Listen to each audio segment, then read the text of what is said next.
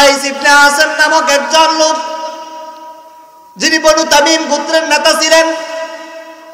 কাইস ইবনে আসেম ইসলাম গ্রহণ করার পরে রাসূলের দরবারে এসে বললেন, ইয়া রাসূলুল্লাহ, আল্লাহ রাব্বুল আলামিন আমাকে 8টি কন্যা সন্তান দান করেছে। ওই 8টি কন্যা সন্তানকে আমি নিজ হাতে জীবন্ত কবর দিয়েছি।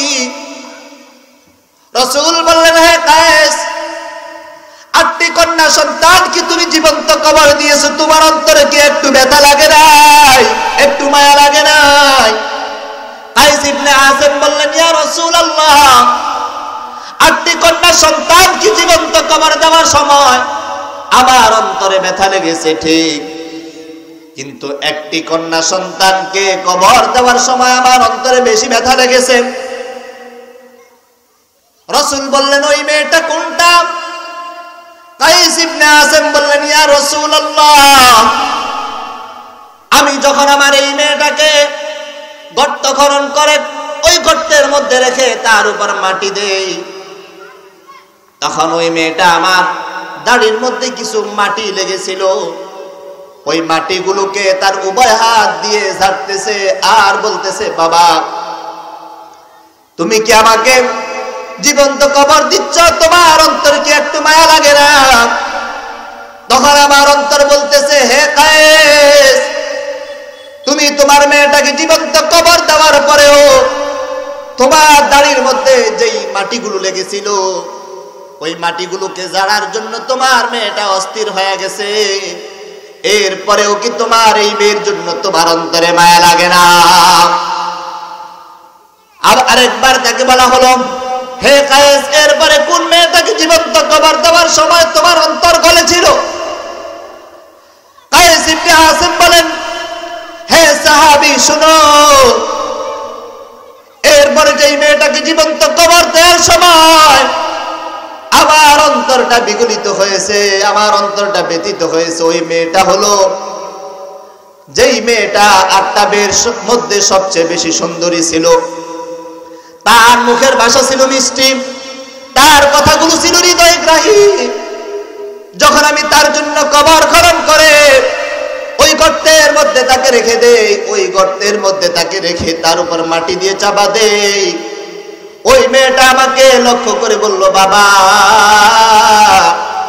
আমার এমন কি অপরাধ ছিল যে অপরাধের কারণে আমি এত সুন্দরী মেয়ে হওয়া সত্ত্বেও, আমার মুখের ভাষা এত মিষ্টি হওয়া সত্ত্বেও আমাকে জীবন্ত কবর দেওয়া হচ্ছে, এমন কি অপরাধ আমার ছিল? কায়েস ইবনে আসেম বলেন, ইয়া রাসূলুল্লাহ, যখন আমার মেয়েটা আমাকে এই প্রশ্ন করেছিল, এই প্রশ্নের জবাব দেওয়ার মতো আমার কোনো সম্ভাবনা, আমার কোনো সুযোগ ছিল না। তাহলে আরবের মুশরিকরা নারী জাতির সাথে কেমন ব্যবহার করেছে? আরেক সাহাবীর কথা ইতিহাসের পাতায় লেখা আছে, ওই সাহাবী নিজ হাতে তার 10টি কন্যাকে জীবন্ত কবর দিয়েছে। তাহলে পৃথিবীর যে কোনো ধর্মের কথাই আমরা বলি না কেন, নারী জাতিকে তারা কোনো মূল্যায়ন করে নাই, নারী জাতির মর্যাদা তাদের ধর্মে ছিল না। কিন্তু আমাদের ইসলাম ধর্ম এমন একটা ধর্ম, যেই ধর্মের মধ্যে আল্লাহ রাব্বুল আলামিন নারী জাতিকে অনেক মর্যাদা দিয়েছেন। কেমন মর্যাদা নারী জাতিকে ইসলাম ধর্ম দিয়েছে! আল্লাহ রাব্বুল আলামিন বলেন, ইয়াহাবু লিমান ইয়াশাউ ইনাসা। তাফসীরের কিতাবের মধ্যে মুফাসসিরিনে কেরাম বলেন, আল্লাহ রাব্বুল আলামিন আয়াতের মধ্যে নারী জাতির কথা আগে উল্লেখ করেছেন। এখান থেকে বোঝা যায় আল্লাহর কাছে পুরুষের তুলনায় নারীর দাম বেশি। পুরুষের তুলনায় নারীর দাম কেমন বেশি? কানজুল উম্মালের বর্ণনা নবী করিম সাল্লাল্লাহু আলাইহি ওয়াসাল্লাম বলেন, ইযা বুলিদাত লাহুল জারিয়া, যখন কোন নারী কন্যা সন্তান প্রসব করে, বাসাল্লাহু ইলাইহা মালাকা, আল্লাহ রাব্বুল আলামিন ওই নারী জাতি যেই ঘরে জন্মগ্রহণ করেছে ওই ঘরে বরকত নিয়ে একজন ফেরেশতাকে পাঠান। ওই ফেরেশতা বরকত নিয়ে দ্রুত ওই ঘরের মধ্যে চলে আসে। ওই ঘরের মধ্যে এসে বলে ওয়াকুলু দাঈফাতুন খারাজাত মিন দাঈফাতিল কিয়াম মাআনিন ইলা ইয়াউমিল কিয়ামাহ। আল্লাহ রাব্বুল আলামিন এক দুর্বল নারী থেকে আরেক দুর্বল নারীকে সৃষ্টি করেছে। যেই মা বাবা এই নারীকে, এই কন্যা সন্তানটাকে লালন পালন করবে, আল্লাহ রাব্বুল আলামিন তাদেরকে কিয়ামত পর্যন্ত সহযোগিতা করবে। তাহলে তাহলে কন্যা সন্তান যেই ঘরে জন্মগ্রহণ করে, আল্লাহ রাব্বুল আলামিন কিয়ামত পর্যন্ত ওই বাবা মাকে আল্লাহ রাব্বুল আলামিন কিয়ামত পর্যন্ত সহযোগিতা করে। এর বিপরীতে যখন কোন ছেলে সন্তান জন্মগ্রহণ করে, রাসূল আরবি সাল্লাল্লাহু আলাইহি ওয়াসাল্লাম বলেন, আল্লাহ পাক রব্বুল আলামিন ছেলে সন্তান জন্মগ্রহণ করার কারণে ওই ঘরের মধ্যে একজন ফেরেশতাকে পাঠান। ওই ফেরেশতা বরকত নিয়ে আসে না, ওই ফেরেশতা ফাকাব্বালা বাইনা আইনাইহি, ওই ছেলে সন্তানের দু চোখের মাঝে চুমু খায় এবং বলে আল্লাহু ইয়াকরিউকাস সালাম, আল্লাহ পাক রব্বুল আলামিন তোমাকে সালাম পাঠিয়েছে। তাহলে কন্যা সন্তান জন্মগ্রহণ করলে আল্লাহ রাব্বুল আলামিন বরকত দিয়ে ফেরেশতাকে পাঠান, আর কিয়ামত পর্যন্ত ওই বাবা মাকে সহযোগিতা করার প্রস্তাবনা ওই ঘরের মধ্যে পাঠান। এর বিপরীতে ছেলে সন্তান জন্মগ্রহণ করলে এমন অফার তাকে দেওয়া হয় না, তার মা বাবাকে দেওয়া হয় না।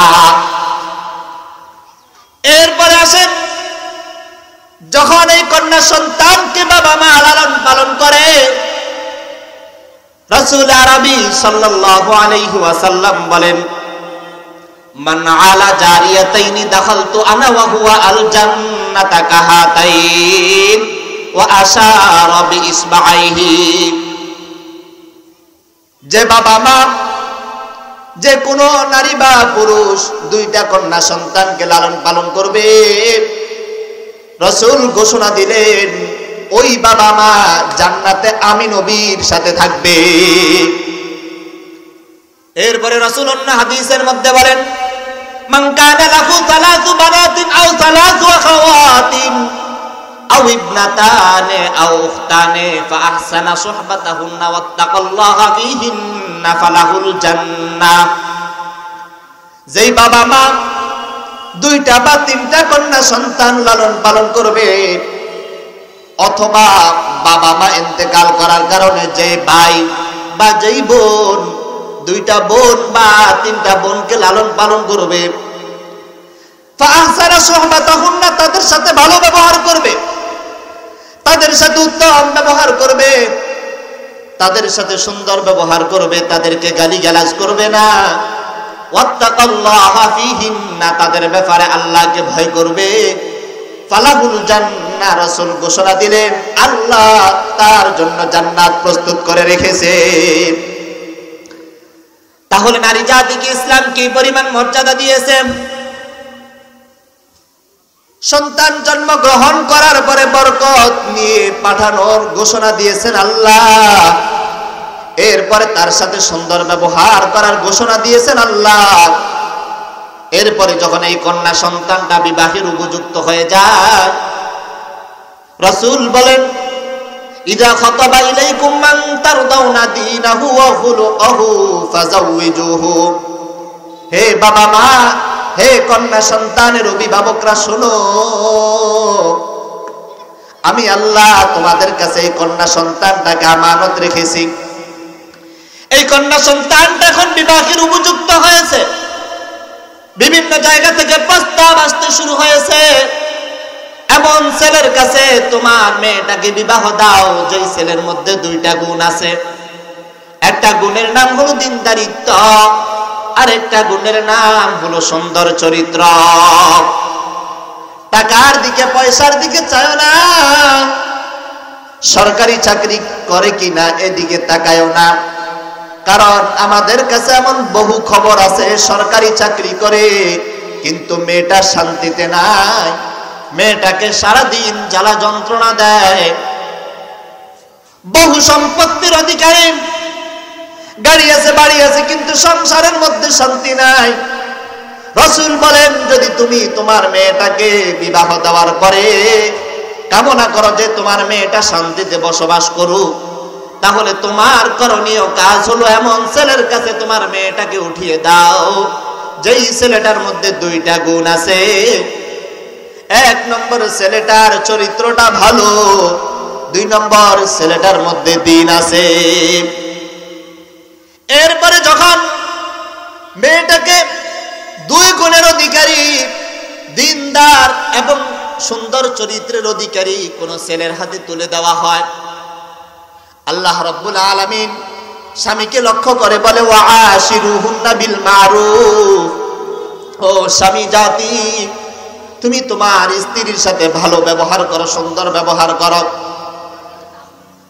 তুমি তোমার স্ত্রীর সাথে ভালো ব্যবহার করো, সুন্দর ব্যবহার করো। যদি কখনো তার পক্ষ থেকে ভুল হয়ে যায় তাহলে তাকে মাফ করে দাও। এরপরে যখন এই কন্যা সন্তান গর্ভবতী হয়, তার পেট থেকে কোনো সন্তান জন্মগ্রহণ করে, ওই সন্তানকে আল্লাহ রাব্বুল আলামিন লক্ষ্য করে বলেন ওয়াকাদা রাব্বুকা আল্লা তা'বুদু ইল্লা ইয়্যাহু ওয়া বিল ওয়ালিদাইনি ইহসানা। হে সন্তান, আল্লাহ রাব্বুল আলামিন তোমাদেরকে নির্দেশ দিচ্ছেন তোমরা যেন তোমাদের বাবা মায়ের সাথে ভালো ব্যবহার করো। রিদার রাব্বি ফি রিদাল ওয়ালিদি, তুমি সন্তান যদি আল্লাহকে খুশি করতে চাও, আল্লাহকে খুশি করার জন্য শর্ত হলো তোমার বাবা মাকে খুশি করা। এরপরে আসেন আল্লাহ রাব্বুল আলামিন বাবা মায়ের মধ্যে কার সাথে বেশি সুন্দর আচরণ হবে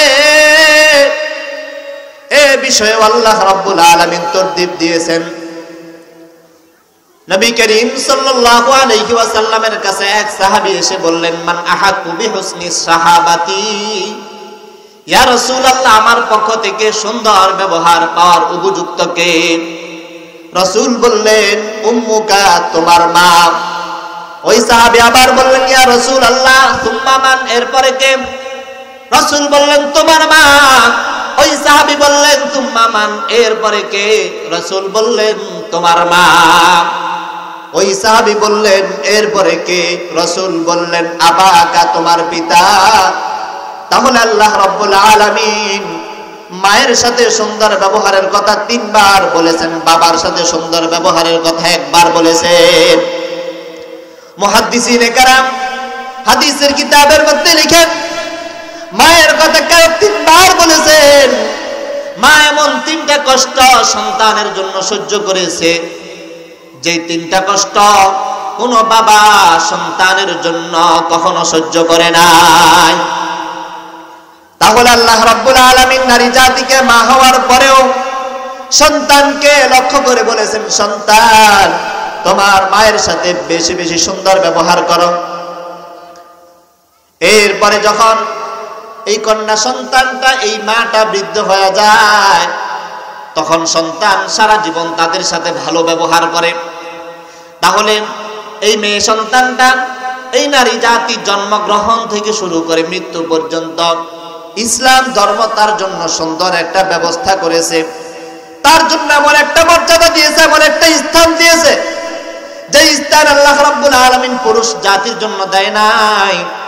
এই নারী জাতি যদি দুনিয়াতে আল্লাহকে মানে, ইসলামকে মানে, আল্লাহ বলেন শুধু যে দুনিয়াতে তুমি সম্মানিত তাই নয়, আমি আল্লাহ তোমার জন্য জান্নাতেও ঘর নির্মাণ করে রেখেছি।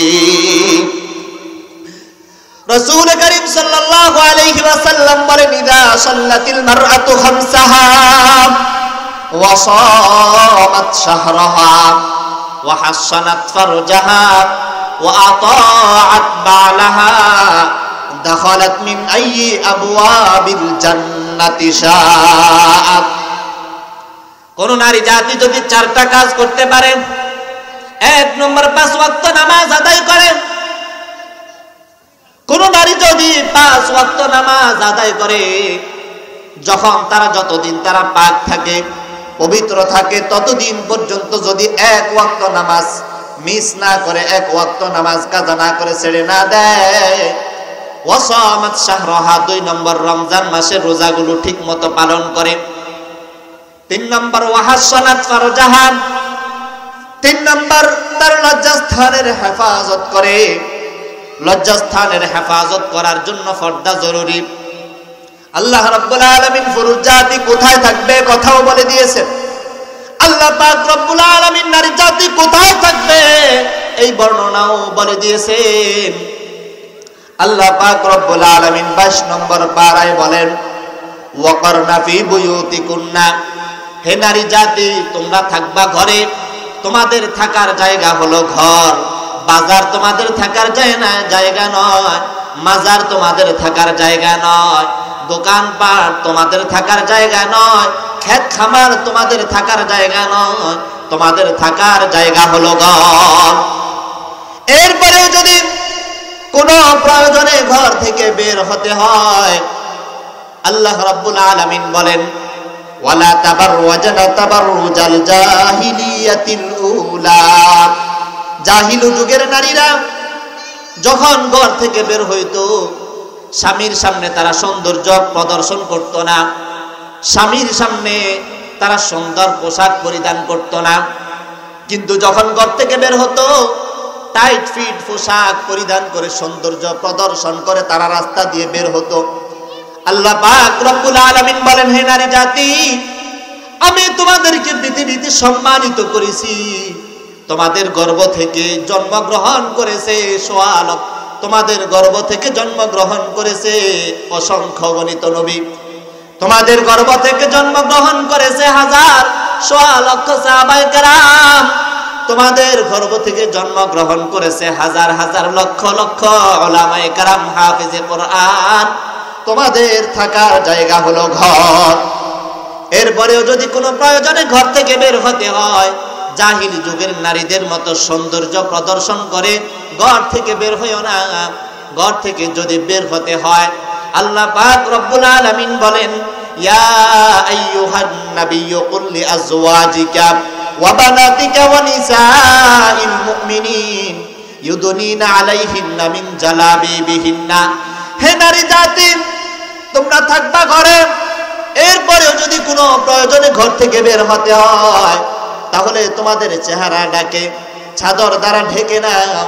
আব্দুল্লাহ ইবনে আব্বাস রাদিয়াল্লাহু তাআলা আনহু এই আয়াতের তাফসীরে বলেন, যদি কোনো নারী ঘর থেকে কোনো প্রয়োজনে বের হতে হয়, আমারাল্লাহু নিসাআল মুমিনিন, আল্লাহ রাব্বুল আলামিন নারী জাতিকে নির্দেশ দিয়েছেন, ইযা খারাজনা মিন বুয়ুতিহিন্না ফি হাজাতিন, যদি কোনো প্রয়োজনে তাদেরকে ঘর থেকে বের হতে হয়, আইয়ুগাত্তিয়াহুন্না বুজুহাহুন্না, তাহলে তারা যেন তাদের চেহারাকে ঢেকে নেয়।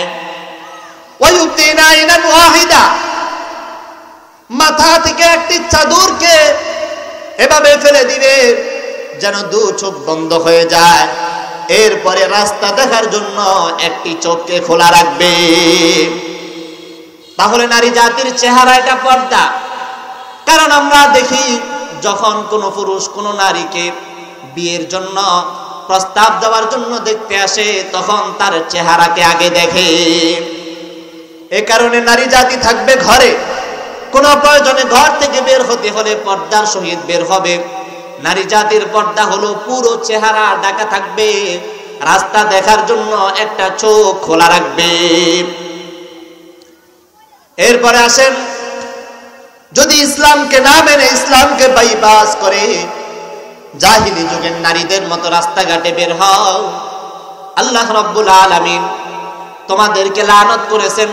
রাসূল বলেছেন, লানাল্লাহুন নাযির ওয়াল মানজুর ইলাইহি, যত পুরুষ তোমার দিকে তাকাইবে আর যত পুরুষের দিকে তুমি তাকাইবা, আল্লাহ পাক রব্বুল আলামিন তুমি পুরুষ আর নারীকে অভিসম্পাত করেছেন, অভিশাপ দিয়েছেন। তাহলে নারী জাতি থাকবে ঘরে।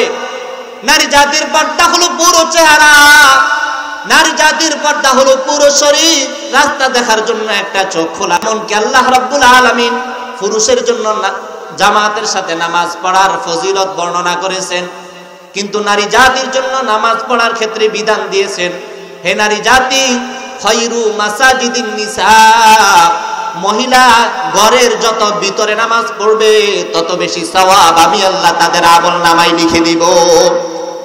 তাহলে যদি কোনো মহিলা, কোনো নারী জাতি যদি নামাজ পড়ে বেশি সওয়াব পাওয়া যাবে।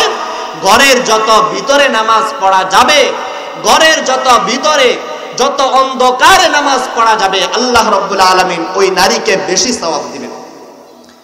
এর বিপরীতে আসেন, পুরুষকে বলেছেন যদি জামাতের সাথে নামাজ আদায় করো, এক রাকাতে 27 রাকাতের সওয়াব তোমাদের আমলনামায় লেখা হবে।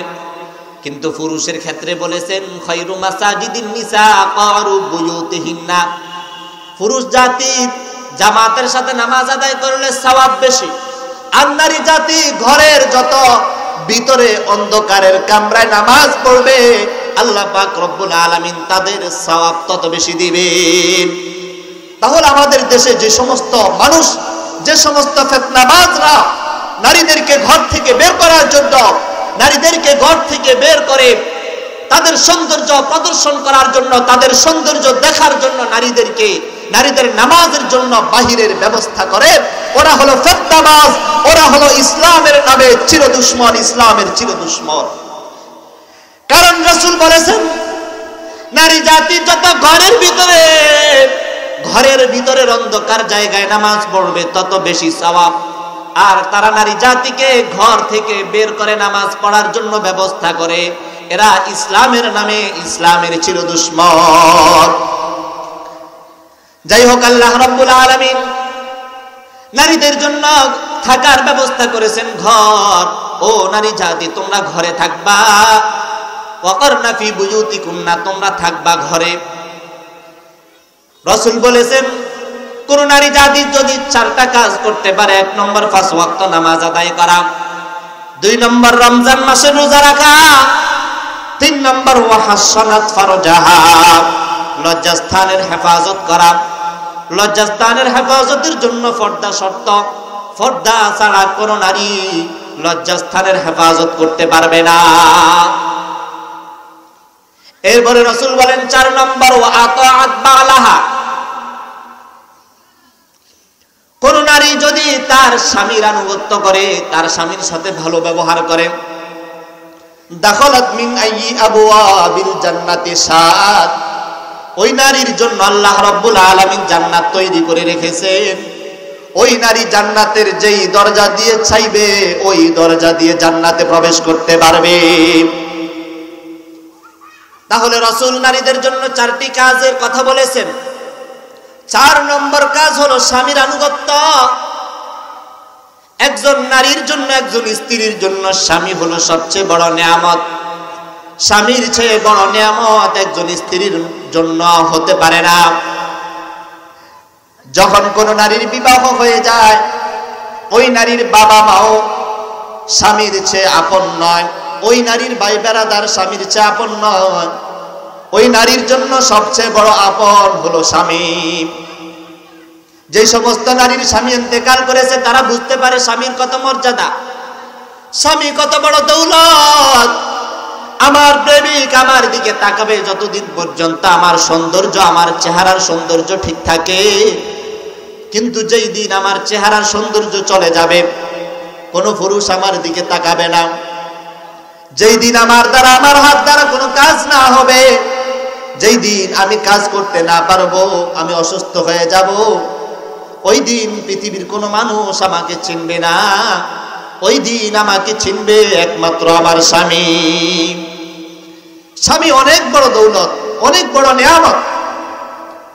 এই কারণে রাসূল বলেন আইয়ুমা ইমরাআতিন মাতাত ওয়া যাওজুহা আনহা রাদিন দাখালাতিল জান্নাহ, যে স্ত্রী মারা যায় আর ওই স্ত্রীর উপর তার স্বামী রাজি ছিল, তার স্বামী সন্তুষ্ট ছিল, রাসূল বলেন আল্লাহ রাব্বুল আলামিন তার জন্য জান্নাত তৈরি করে রেখেছে।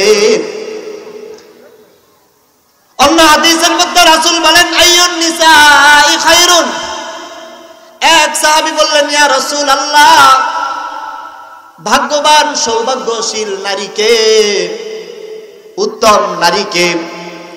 রাসূল বললেন সর্বোত্তম নারী হলো আল্লাতী তাসুররুহু ইদা নাযারা, যখন স্বামী স্ত্রীর দিকে তাকায় আর ওই স্ত্রী স্বামীর দিকে এমন ভাবে তাকায় যে স্বামী খুশি হয়ে যায়। 2 নম্বর, ওয়া তুতিউহু ইযা আমারা, স্বামী যখন স্ত্রীকে কোনো আদেশ দেয় ওই আদেশ যখন স্ত্রী পালন করে। ওয়ালা তুখালিফুহু ফি নাফসিহা ওয়া মালিহা বিমা ইয়াকরাহু, স্বামী যখন ঘরের বাহিরে যায়, কাজকর্ম করার জন্য ঘরের বাহিরে যায়, স্ত্রী তার স্বামীর সম্পত্তির মধ্যে এবং স্বামীর মালের মধ্যে সম্পত্তির মধ্যে খেয়ানত করে না, এমন নারী হলো সর্বোত্তম নারী। স্বামী একজন স্ত্রীর জন্য সবচেয়ে বড় দৌলত। আমাদের দেশে দেখা যায়, সমাজে দেখা যায়, যখন পুরুষরা কাজকর্ম করার জন্য বাহিরে বের হয়, যখন দুপুরের খাবারের সময় হয়, তখন হোটেলে গিয়ে নামমাত্র খানা খায়, আলু ভর্তা ডাল দিয়ে খানা খায়। আর যখন বিকেল বেলায় ঘরের জন্য বাজার নিয়ে আসে, তখন বাজারের সবচেয়ে বড় মাছটা ঘরের জন্য নিয়ে আসে। নিজে কতটুকু খেতে পারবে আর না পারবে এগুলো চিন্তা করে না, যে আমার ঘরের স্ত্রী যেন সুন্দরভাবে খাবারটা খেতে পারে, এই চিন্তাটাই প্রত্যেক স্বামী করে। প্রতিটা স্বামী তার স্ত্রীকে নিজের জান দিয়েও ভালোবাসতে চায়, কিন্তু প্রত্যেক নারী ওই ভালোবাসাটা স্বামীর থেকে নিতে পারে না, তাদের অবুঝির কারণে, তাদের না বোঝার কারণে। এ কারণে স্বামী বড় দৌলত, স্বামী বড় নেয়ামত।